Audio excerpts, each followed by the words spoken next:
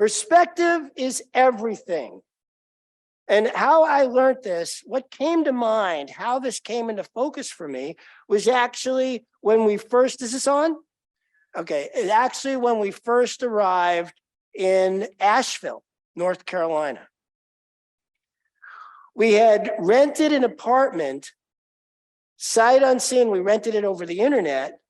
And when we walked into this 3-bedroom, 2-bath, 1,200 square foot apartment, I cracked up laughing, and here's why. If I had gone into this apartment straight from the 3,000 square foot house I had on top of a mountain with surrounded by 6 acres and an incredible view, my first thought would have been, what a dump. But because I was coming from Los Angeles, where I had a 1-bedroom, 1-bath, 700 square feet, the view was nothing but other apartment buildings. It was, wow, this is incredible. Same circumstance, 2 different perspectives. One that feels good, the other one, not so much. And it just got me looking at all the different ways in which this plays in our lives. I don't know about you, but I have listened in our teaching where it says you can choose your emotions for decades. And I'm not very good at that. What I have gotten better at is that I can choose my perception, which then immediately impacts my emotions. I can look at a situation and find another way of viewing it that serves me. The Dalai Lama says, don't let anyone or any experience steal your peace. It doesn't matter what it is. We have choice here whether our peace gets stolen or not. And so with that in mind, I started working on that idea that I get to choose my perspective, my perception, how I'm looking at things, right? And so before I walk you through those steps, I want to introduce myself so you get to know a little bit about your new spiritual director. The first thing I'd like you to know as your spiritual director is that I do not walk on water.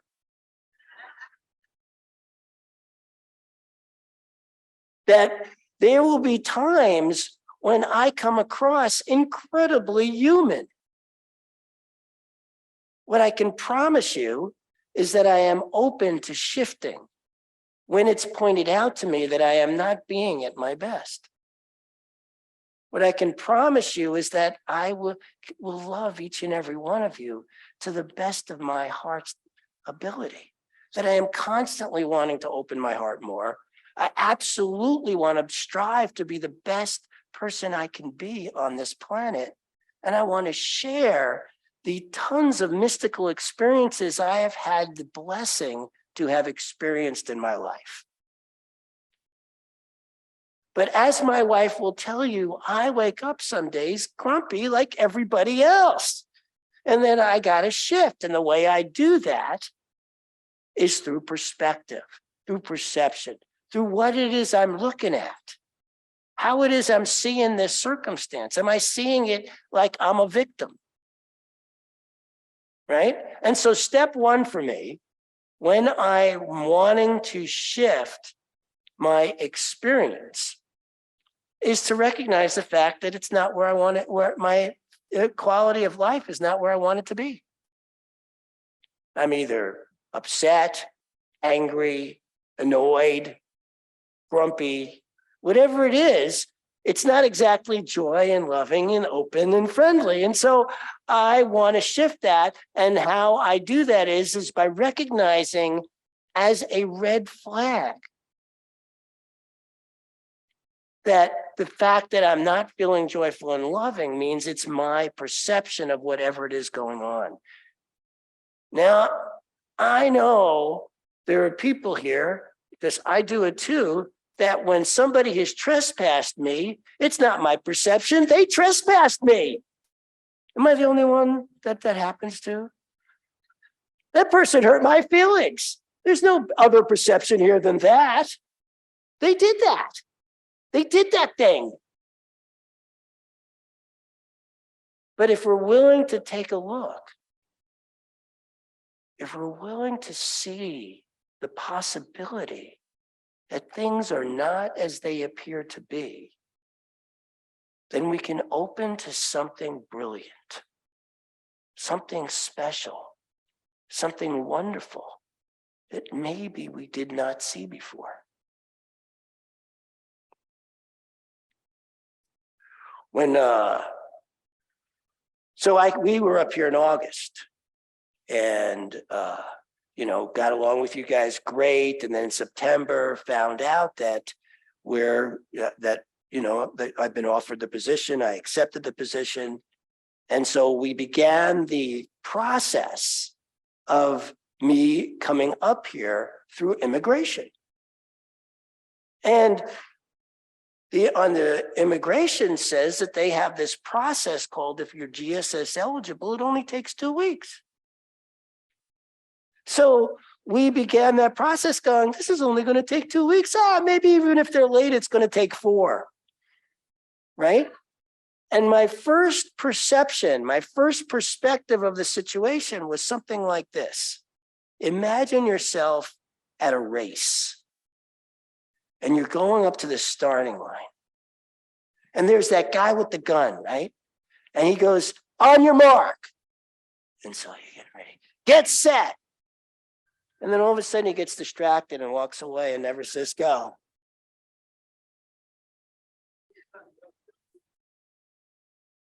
Now you might see how that particular perspective didn't actually serve me. That could be upsetting to see something like that happen. And so I started something that Ash and I do a lot is we focus and meditate on perfect and right time. That's a perspective that we really like, perfect and right time. And so what I want to say about perspective is that you get to choose. That every Sunday, I'm going to get up here and give you my perspective on spiritual principles. They're my perspective. Then you get to decide whether they work for you or not. Because some things I say, you may sit there and go, I don't know about that one. I don't like that. And that's fine, because we all get to choose a perspective that works for us. And so there I was, having to shift into that place of perfect and right time, perfect and right time. And the thing about those kinds of shifts is maybe they seem to have some flexibility to them. Maybe you've noticed that, something happens, you have a shift, and then 4 more weeks go by, 6 more weeks go by, and that shift starts, kind of caving in a little bit. And all of a sudden that other part's coming back like, what's going on here? There must be something wrong. And I started thinking, oh my God, maybe there's something wrong. And luckily you have this fantastic board that was just like, hold on there. It's going to be okay. Right? I'm like, because I am a get her done kind of guy. And I'm like, forget waiting for immigration. I'm coming up now. And the board was like, whoa, slow down. And so I had to pull myself in and go, okay, perfect and right time, perfect and right time, perfect and right time. I had to keep reminding myself over and over and over that everything is happening in the best way possible for it to work for all of us. That has to be the case, since that's how life works. That it's only us who gets in our own way, who thinks we know best. Like I was thinking I knew best. I should just get up here. I should just get here. Forget immigration. I should just get here. And thank God you have a board that was like, hold on, it's going to be okay. I had a wife who was going, hold on, it's going to be okay. And then I could go, okay, hold on. It's going to be okay. You know what I'm saying? It's like you got to keep, it's not like you can do it once. I mean, maybe for you it is. Maybe you do it once and it shifts and boom, you're fine. If you can do that, you should be up here talking. But for me, it takes that constant repetitive work, right? Constantly reminding myself, hold on, perfect and right time, everything's going along. And so we're going along and going along. And here's the thing about it. Back in Asheville, one of my dearest friends had a stroke. And then after the stroke, got cancer. And at some point decided she'd had enough and was ready to transition and move on. And Ash and I got to be there for that. We got to be there right up close to the end with our dear friend and her husband in terms of supporting him in going through this. So the fact that it took as long as it did turned out to be this incredible blessing for us so that we can have that depth of connection with somebody who's not going to be on this plane much longer. Now, I didn't see that at first. It took me a while, and that's how blessings work.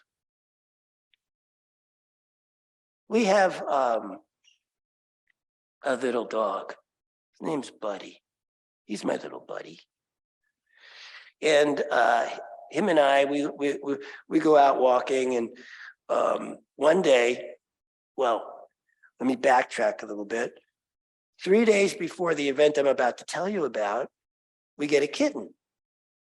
Kitten's so tiny, could fit in your hand like this. Named Queenie. So we got Buddy and Queenie. And Queenie had been abused by some dog, so wouldn't let Buddy anywhere near her.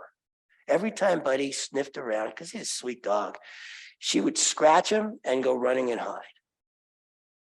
So this one day, Buddy and I are out, and he's attacked by, and somebody had their pit bull not on a leash.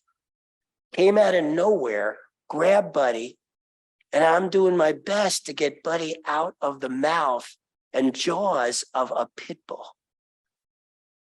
The owner came over and it became this horrible scene. I finally got Buddy loose, rushed him to the hospital where he's operated on for 2 hours. He's a bloody mess. He's got drains everywhere. Bring him home. And I got a special doggy bed for him, and we put him down in the bed and we're praying on him. And as Ash and I are praying over Buddy, all of a sudden out of nowhere, the kitten comes up, Queenie, crawls onto his back and starts purring. Since that day, they have been like brother and sister. They have totally imprinted on each other. They sleep in each other's arms. They are the best of friends. Who would have thought that such an horrific event as him being ripped up by a pit bull could foster such an incredible blessing?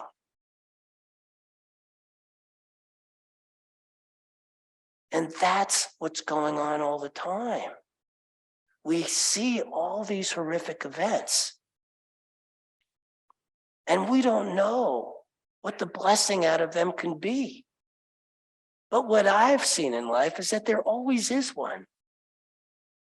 There always is one. However long it takes to show itself.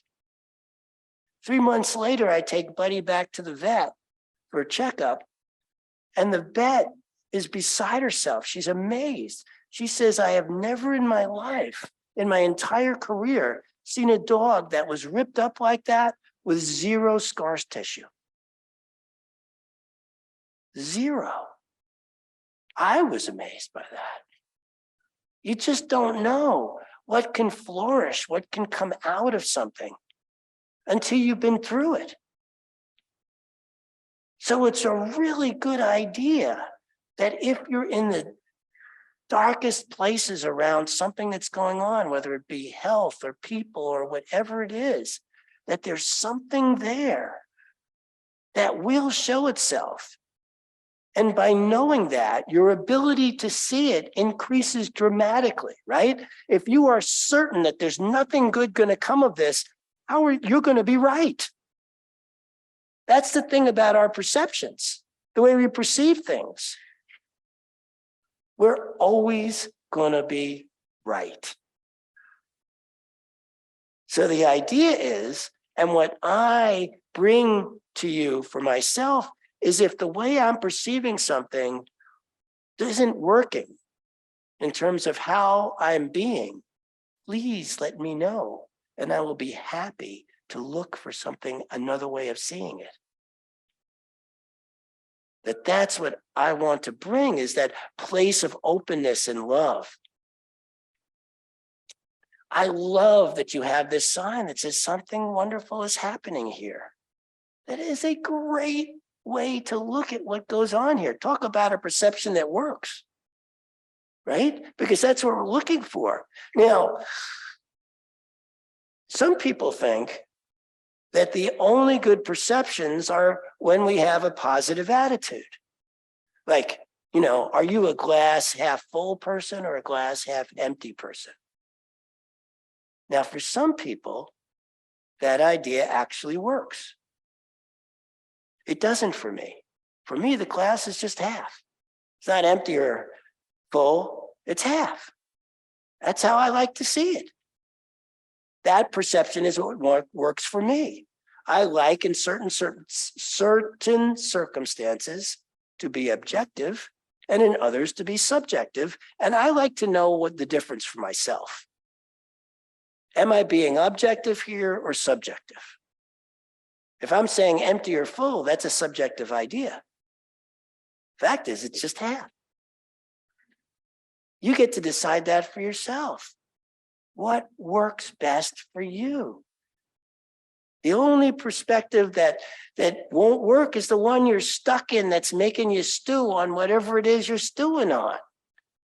I've done that. Am I the only one? So that's what we have here. We have here this incredible opportunity to be together in the coming weeks, months, years, because I've been at this 25 years and it looks to me like it's going to take longer. Just to keep growing ourselves, to keep feeling the beauty of who we are, to keep letting our light shine as bright as we can, and to find it in a way that feels like it works for us. The thing that bothers me most is when somebody talks in generic terms around what works for you. I will not do that. I will give you my perspective and I will ask you to, take a look at it for yourself. Because we are individual, as much as there's only one, we are the unique individuals of this one. We are the power and the presence that expresses itself as each of us as individuals. And that's a glorious thing. I mean, there's just something glorious about how diverse we are as human beings. And the more we celebrate that diversity, the more we celebrate that light, the more we celebrate that presence, the more we get to enjoy each other, and the more wonderful this place becomes. Let's not be that center that when somebody comes in upset, we say, how did you create that? Let's be the one that just gives them a hug. Let's be the one that just expresses love in all its different facets. Let's not be the center that says you have to be happy to show up here. Because I don't know about you, but I'm not always happy. I'm just a guy living a life. What I am is rich. I am so rich because of the level of different experiences I let myself have. So let's not cut ourselves off from emotions because we think they're negative or bad. Let's embrace it all. Life is so beautiful and large. Life has this incredible gift for us. So I'm teaching this class starting on Tuesday, and I want you all to be there. It's spiritual practices and principles, or maybe it's spiritual principles and practices. I'm not sure, but it's one of those. And it's a beginner's class. And once again, I say, if you don't think of yourself as a beginner, come on up here, because I think we all are. We're all just getting the hang of this, the idea of what's possible beyond what we can see. Another thing I want to let you guys know about me is I'm not a very realistic guy. Because to me, what's real is always beyond whatever it is we can see. Let's look beyond that. Let's look further than what it is that we're thinking is all of it. In an ever-expanding universe, something new is happening all the time. And so I'm always looking for that newness. I'm always looking for that thing that I haven't seen yet. And I encourage you to do the same. Look for it's easy to continually experience and see things the way you've seen them. It's much tougher to try to see something in a way you've never seen it. We'll be talking about that a lot in this class. So whatever level you think you're at, I promise you, we're going to press us all to look a little deeper. Look a little further. Dive in. Bring out. Express. There is not a single person on this planet that is not brilliant. Not one. It's all a matter of bringing it out and expressing it. Each of you has brilliance in you. It doesn't matter how young or old you are. There's brilliance waiting to come out still. It's true for all of us. And I am looking so forward to our journey together. I am so grateful to have been invited here to be with you today, to be with you on this journey today for the next 2 years minimum. I am so grateful to the Biros. They are my heroes at the moment for inviting us into their homes. I mean, the way we have been invited. Yeah, give them a round of applause.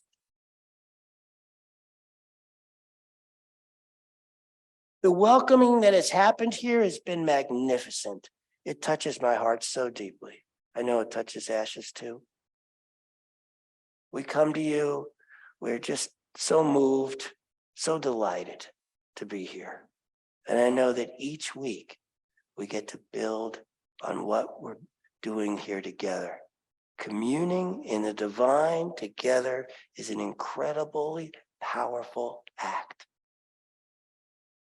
And that's what we get to do week in and week out. And I am grateful for the journey we are taking together. I love you. Thank you.